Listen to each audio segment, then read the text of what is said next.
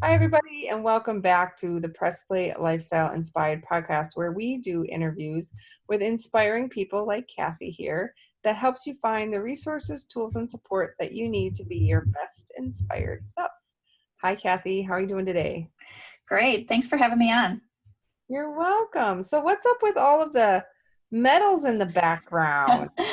This is just my reminder. My medal rack that sits in my home office here is my reminder of my strength, of my inner warrior, in that I am capable of doing hard things.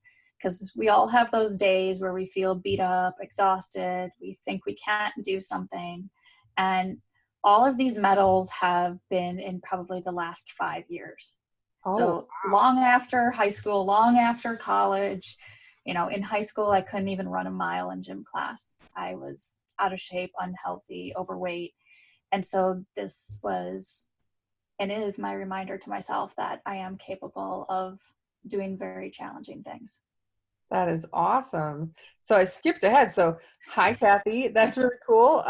Would you like to tell the listeners who you are and a little bit about yourself? Sure. So again, my name is Cathy McKinnon.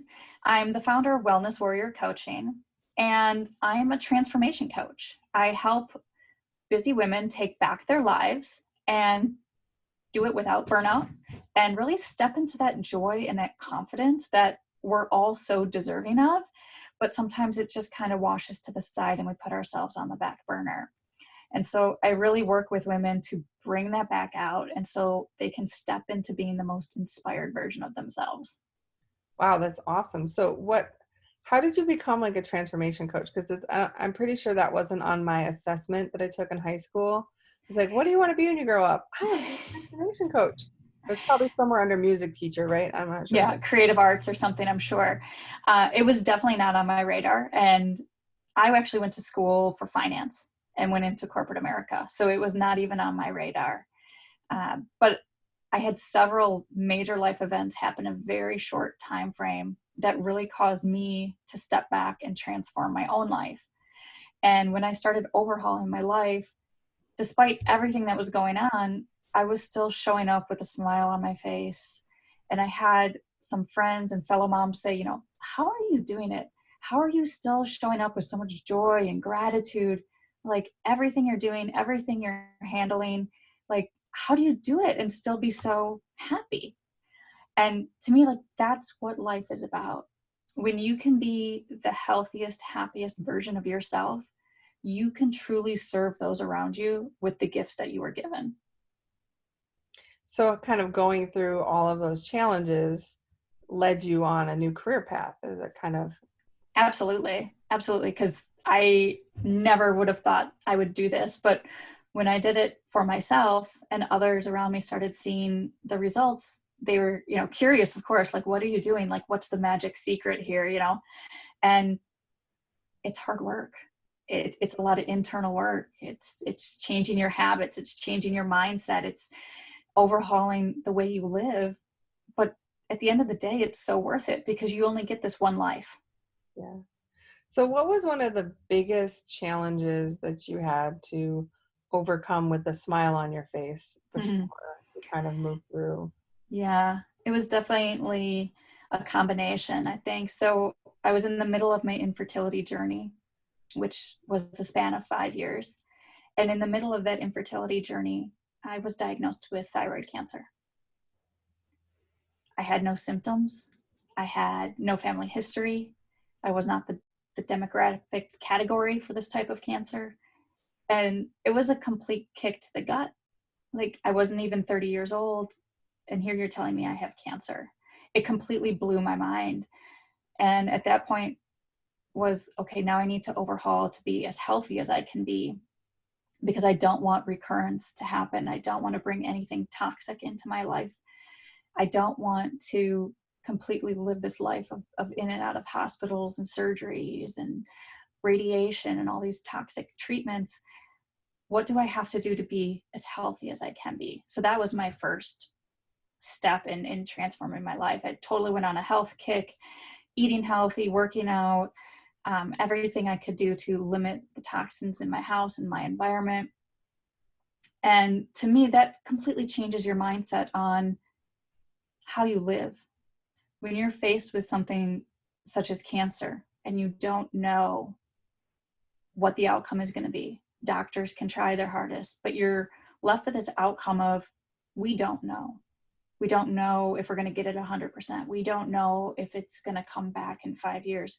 We don't know. It causes you to really live in the present and not take anything for granted. Yeah. Wow, that's kind of a powerful story, going through something so young. I recently read, I did a lot of caregiving work, caregiving coaching, consulting work over the last 5 years or so. And there was a journey that I read of a young couple. They were in their early 20s and they just got married, and the husband got throat cancer. And what's weird part about it is it's not the cancer that ends up being the biggest part of their journey. It was the after cancer. It was like dealing with all of what was going on, and just all of the stuff after, because there's life after cancer. Even if you get it all, even if everything's okay, there's still a lot of stuff that people go through. Yeah, there was actually an article that came out. It was 17 things people never tell you about cancer. And it was all essentially the things of after cancer. You know, it's not like a magic switch where, okay, it's gone now, we got it, you can continue your life normal. Like, there is no going back to how your body and your mind was before cancer. It doesn't happen. Your mindset is completely changed and your body is not the same as it was before. Yeah. So that was one of the, I could see if I asked like, what was the hardest thing you went through? This certainly sounds like it would be on the list for sure. Definitely. So did you get coaching from someone, or did you sort of kind of find your own solutions for everything and go, wow, I think I need to take these solutions? Or is it some kind of combination of that, or something kind of in the middle? It was a combination of that. I did a lot of research on my own. I did a lot of reading, working with local doctors on, you know, what are some great holistic ways that I can keep my lifestyle clean. So I did a lot of that on my own. But I did also have some, you know, very inspirational leaders in my life who, you know, kept encouraging me to stay strong, and you can do this, and, you know, you were made for more, so let's keep going. So I always had them in the back of my mind. But a lot of it was, you have to take the time and do the hard work yourself. Yeah. You know, and a lot of people who have cancer younger have always like, well, you know, my kids helped me get through it, right? The fact that I had to live for my kids. But your journey happened in the middle of an infertility journey. So a lot of those time of typical things that people say, oh, you know, I had to live for my kids. The only person you need to live for was yourself. And talk about, gosh, how many times do we beat ourselves up? We're our worst critic, right? We treat ourselves the worst out of everyone. So I think that is fair to ask for you the question, like, how did you get this positive mindset to kind of take it? How did you keep the smile on your face? Because it could have easily felt like there wasn't anything to live for. Absolutely. I mean, again, when I think before I got that diagnosis, all the things I was beating myself up for, I needed to lose weight, you know, the clothes didn't fit the right way, the dress didn't look great, you know, my hair wasn't working, all things that seem so petty now when you're faced with something like that. So yeah, probably days before that diagnosis, I was probably mad at myself because the scale didn't say the right number or whatever it might be. But I remember getting that diagnosis and in the midst of trying to have my son. And I remember, like, plain as day, what I said to the doctor that delivered the diagnosis and you know, the treatment plan and what he proposed doing to treat it. And I remember just looking at him dead in the face and saying, you've got one chance, because I'm not done yet. I'm not done living. I'm not done fighting to have the baby that I want to fight for. And I'm not done showing up to live. That's awesome.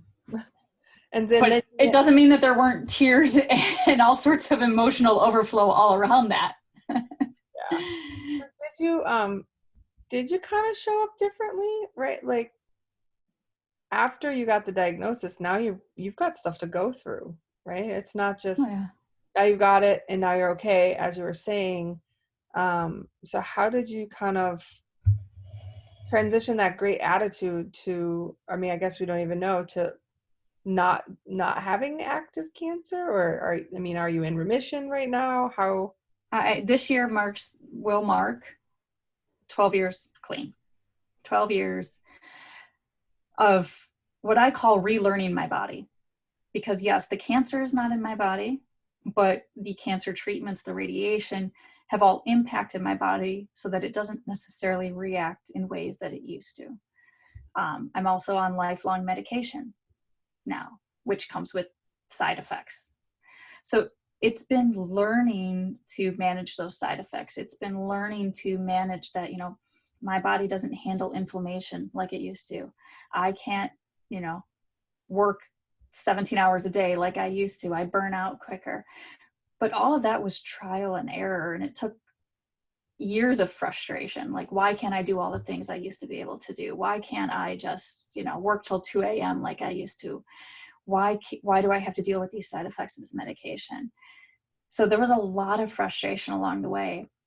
But once I kind of found what worked for me and what made me feel the best that I can be, now we're kind of in this sweet spot. But it took years. It took years of trial and error and frustration and just saying, like, why do I have to keep doing this some days? Because I'm tired. But now that I have my son, when he was born, when I was finally blessed to have him, I said, okay, I have to do what I have to do to show up to be the best mom that I can be. Because he blessed me to be a mom.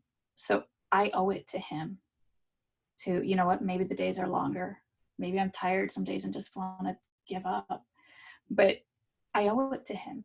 He blessed me to be mom. Yeah, so he might not have been the reason at the beginning, but he certainly stayed the reason in the journey that you have now. And so I guess that's a good part. Your infertility journey ended with you having a son, Yes. and your cancer journey ended with you being clean after over a decade. And do these things kind of inform your work as a transformational coach? Like, Absolutely. I see life so different now. I react so different to life now. I can give my clients tips, tricks, tools that I've used to get to this point. I mean, everyone's story is unique, so it's not going to be a cookie cutter response. But a lot of how we react, a lot of what we put into our bodies, a lot of what we all need to be healthy is very similar. And so it is a lot of what I use for my clients to help them get to that next level. yeah, and I like that you had mentioned this. Like one thing that I literally was talking to a coach earlier today when you and I first got on our call today. She was on the other line, and we talk a lot about, we've all been coached by other coaches at some point, right? Or through some certification or whatever it is, or that's how we found coaching as something. But the struggle is many coaches learn a technique. So Yes. they apply the technique to every one of their clients, but every single body is different, right? Every mind is different, every experience. So if I was trying to help you with a problem and gave you the same exact prescription of help that I helped my friend who's, empty nesting, second husband, all her kids are out of the house, never had any kind of medical problems, probably not really going to have the impact. And so I appreciate that distinction where you're showing up for your clients where they are, and but you do have a lot of innate experiences, so you can say, hey, these are things that I've tried, see if they help you. So I think that's a beautiful takeaway. And I think that's the important thing, right? Number one, being understanding that every human being is unique. Every body is unique. So no brain or no body is ever going to react the same as yours. And so meeting your clients where they are as opposed to saying, this is where you should be. Meeting them where they are is the first step. Because if you don't acknowledge that this is where they're at and this is who they are, you can't help them change. So what would be, if you only could give like a little bit of advice and someone's struggling, they're struggling with maybe just not feeling happy or really fatigued, or life is out of balance.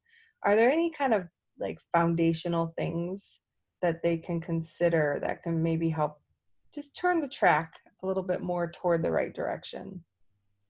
There's two things that I can think of right off the bat that are super simple, right?